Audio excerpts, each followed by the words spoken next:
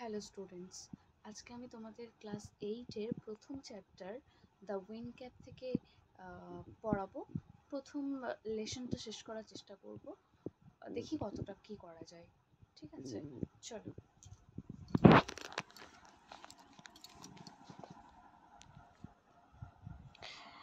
Line by line আমি বোঝাবার চেষ্টা করব, আর তোমাদের যেখানে সমস্যা হবে আমাকে কমেন্ট সেকশনে জানিও, ঠিক আছে। দ্য উইন্ড ক্যাপ কে লিখেছে না, জেন ইয়োলেন। জেন হায়াত ইয়োলেন 1939-এ তার জন্ম হয়েছে এবং তিনি মারা গিয়েছেন কত সালে সেটা এখনও এখানে দেয়নি, তাহলে স্টিল সি ইজ অ্যালাইভ। তো is an American author and editor of folklore, fantasy, science fiction and children's books. তিনি বিভিন্ন ধরনের বাচ্চাদের বুক লিখেছেন এবং সায়েন্স ফিকশন এবং ফ্যান্টাসি টাইপের বই লিখেছেন, ঠিক আছে। এবারে একটা কথা বলি তোমাদেরকে, সায়েন্স ফিকশন কি এখানে একটু বোঝার আছে, ঠিক আছে। তোমরা ফিকশন, ফোকলোর কিংবা চিলড্রেন্স বুকস এগুলো বুঝতেই পারছো, কিন্তু সায়েন্স ফিকশনের অর্থ হচ্ছে যে সমস্ত গল্প আমরা, অর্থাৎ এক কথায় কল্পবিজ্ঞান, ঠিক আছে। সায়েন্স ফিকশন যে সমস্ত গল্পকে কল্পনা করে লেখা হয়, বিজ্ঞানকে কল্পনা করে লেখা হয়, সেই গল্পগুলোকে আমরা এক কথায় সায়েন্স ফিকশন বলে থাকি, ঠিক আছে। অর্থাৎ বিজ্ঞানকে কল্পনা করে লেখা। যেমন ধরো তোমরা প্রফেসর শঙ্কুর কিছু গল্প পড়েছো, সত্যজিৎ রায়ের, ঠিক আছে। তো it's a created character by Satyajit Ray, ঠিক আছে। তো সেখানে সত্যজিৎ রায় এই ক্যারেক্টারটাকে তৈরি করেছে এবং সেটা বিজ্ঞানকে কল্পনা করে, ঠিক আছে। যেমন আমি তোমাদেরকে বোঝানোর পারপাসে বলতে পারি যে প্রফেসর শঙ্কু একটা মিরাকিউল বড়ি আবিষ্কার করেছিল, যেই বড়িটা খেলে তোমার ধরো ক্যান্সার থেকে সর্দি পর্যন্ত সমস্ত ধরনের রোগ সেরে যাবে। এটা কি বাস্তবে হয় না? তো এটা কিভাবে লেখা হয়েছে? বিজ্ঞানকে কল্পনা করে লেখা হয়েছে। তো এই সমস্ত বিজ্ঞানকে কল্পনা করে যে সমস্ত গল্প লেখা হয় তাকে আমরা কি বলে থাকি না, সায়েন্স ফিকশন বলে থাকি, ঠিক আছে। তো তারপর দেখো, she has written over 280 books, 280খানা বই লিখেছেন তিনি। The best known of which are the holocaust novella and the devil's arithmetic. তা এইগুলো তেনার বিখ্যাত বই আর কি, ঠিক আছে। The present text is an edited version of her popular short story of the same name. এই সেম নেম, একদম একই নাম থেকে এই বইটা তোমাদের অ্যাডাপ্ট করা হয়েছে। এক মিনিট, একটু আমি ক্যামেরাটা একটু রাখার চেষ্টা করি, এরকমভাবে ধরে পড়াতে খুব ডিস্টার্বড হচ্ছে আমি।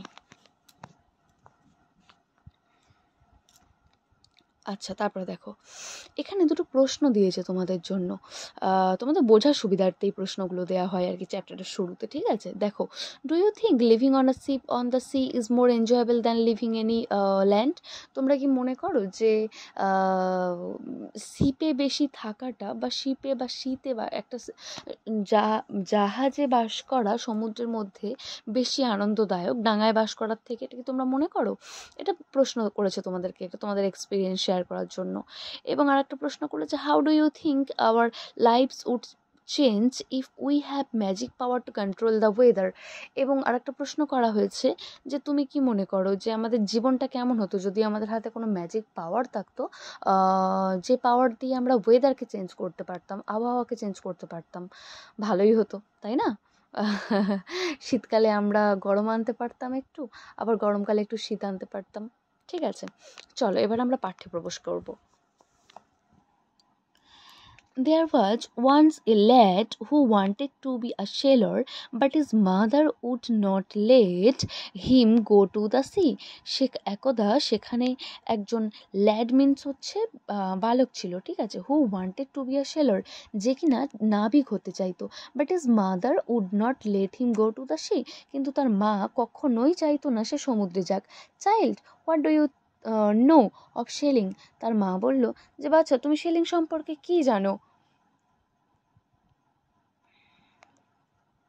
সি উড সে বলল, সেলিং মিন্স হচ্ছে নাবিকত্ব সম্পর্ক, তুমি নাবিক সম্পর্কে কি জানো?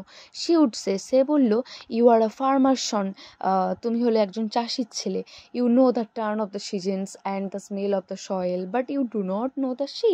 তুমি একজন চাষির ছেলে, তুমি জানো সিজন কিভাবে চেঞ্জ হয়, এবং স্মেল অফ দ্য সয়েল, মাটির গন্ধ চেনো তুমি, but you do not know the sea, কিন্তু তুমি সমুদ্রকে চেনো না বা জানো না। নাও দ্য বয়, এখন সেই ছেলেটি হুজ নেম ওয়াজ জন, যার নাম ছিল কিনা John, had always obeyed his mother, সে সবসময়ই তার মাকে সে মান্য করে চলতো। ওবেড মিনস হচ্ছে মান্য করে চলা, ঠিক আছে। So he went about his farm work with a heavy heart but did not again mention the she, সুতরাং সে তার ফার্মে চলে গেল, ফার্ম হচ্ছে খামার বাড়ি, ঠিক আছে, খামার বাড়ির কাজে চলে গেল একটা হেভি হার্ট মানে হচ্ছে হেভি মানে ভারাক্রান্ত হৃদয়, ঠিক আছে, ভারাক্রান্ত হৃদয় নিয়ে সে ফার্মের কাজে চলে গেল, but did not again mention the sea, এবং সে কখনোই আর সমুদ্রের কথার উল্লেখ করলো না। ওয়ান ডে, একদিন, he had been walking behind the plough, সে কী করছিল, মাঠেতে চষণ করছিল। আমাদের গ্রামে গঞ্জে দেখেই থাকবে তোমরা যে হাল করার সময় চাষ করার আগে মাটি চষণ করা হয়, হাল করা হয়, তারপরেই চাষ করা হয়, ঠিক আছে। তো সেই চষণ করছিল। He all but ran over a teeny green turtle on a cloud of dirt, সে যখন এই কাজটি করছিল সে মাটি চষণ করতে করতে একটা কি পেল না, টাইনি গ্রিন টার্টেল, একটা ছোট্ট সবুজ ধুলো মাখা কচ্ছপ পেল, ঠিক আছে। He pick the turtle up and set it on his head where he knew it would be safe, সে সেই টার্টেলটাকে তুলে নিল, পিকটা মানে তুলে নেওয়া, ঠিক আছে। তো এবং সে সেটাকে তার মাথায় রাখলো, যেখানে সে মনে করলো যে এই কচ্ছপটা সেখানে সেফ থাকবে। আচ্ছা, এই যে পিঙ্ক কালি দিয়ে যে ওয়ার্ডগুলো লেখা আছে দেখো, যেমন মেনশন এপারে দেওয়া আছে ওর মানেগুলো, ঠিক আছে, এপারে দেখো বইয়ের এপারে দেওয়া আছে মানেগুলো। মেনশন মানে হচ্ছে right or speak about without giving much information, মানে লেখা এবং বলা about without giving much information, বেশি ইনফরমেশন না দিয়ে আর কি, ঠিক আছে। আর ক্লড মিনস হচ্ছে lump of earth or clay, ধুলো মাখা, কাদা মাখা, ঠিক আছে। আর প্লাগটা এখনো হয়নি, আর্নটা এখনো হয়নি, যেটা হ্যাঁ প্লাগটা আছে এখানে, বলছি to remove from a place or position, যে কোনো জায়গা থেকে বা পজিশন থেকে কি করা, রিমুভ করে দেওয়ার বাংলা আমি তোমাদেরকে কি বলি বলো তো, সরিয়ে দেওয়া, ঠিক আছে। তো চলো, when he was done with plowing, যখন তার কাজ শেষ হলো, জন plucked the turtle from his head, তার মাথা থেকে জন কি করলো না, টার্টেলটাকে নামালো। to his utter surprise he found that, সে ভীষণভাবে অবাক হয়ে দেখলো যে it had turned into a teeny green fairy man that stood upon his palm and bowed, দেখলো যে সেই ছোট্ট সবুজ টার্টেলটা ধীরে ধীরে একটা মানবে পরিণত হয়েছে, এবং তার হাতের তালুতে, পাম মানে হাতের তালু, ঠিক আছে, হাতের তালুতে তার বশ্যতা স্বীকার করে, মানে তার দিকে একটু মাথা নত করে দাঁড়িয়ে আছে, ঠিক আছে। তাকে থ্যাংক ইউ, মানে আমরা কাউকে থ্যাংক ইউ জানালে যেমন করে থাকি আর কি, ঠিক আছে, ধন্যবাদ। I thank you for your kindness, আমি তোমাকে ধন্যবাদ জানাই তোমার দয়ানুভবতার জন্য।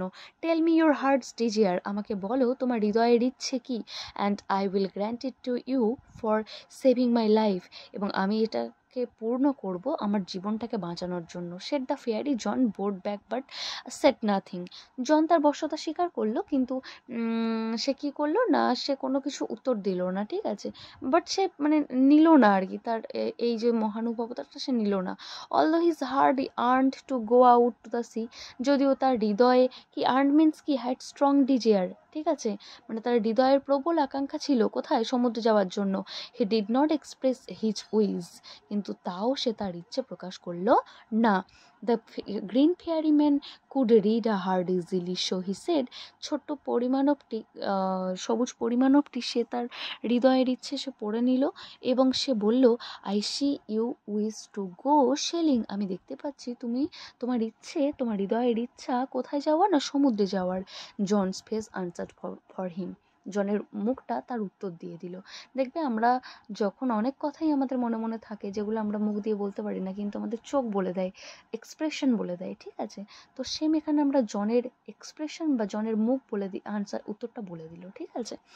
তো আজ এটুকুই, আর শুধু প্রশ্নের উত্তর কটা আমি বলে দিই। অ্যাক্টিভিটি 1টা, the lad had wanted to be a doctor, sportsman, sailor, কি গো, সেলর হবে, ঠিক আছে। Mother told the lad that he knew the smell of the soil food flower, কি হবে, মাদার টোল্ড দ্য বয় বা the lad that he knew the smell of the soil. John put the turtle on his head. The fairy man wanted to know John's age, name, heart's desire, কি জানতে চেয়েছিল fairy man জনের হৃদয়ের ইচ্ছে, hertz desire. ঠিক আছে, আজকে এই পর্যন্ত। যদি কোনো সমস্যা থাকে আমাকে কমেন্টস বক্সে জানিও। আর পড়ানোটা কেমন লাগলো, বুঝতে পারলে কিনা তোমরা, কতটা কি বুঝতে পারলে আমাকে জানিও। ঠিক আছে, দেখা হচ্ছে নেক্সট দিনে এর পরের অংশটুকু নিয়ে।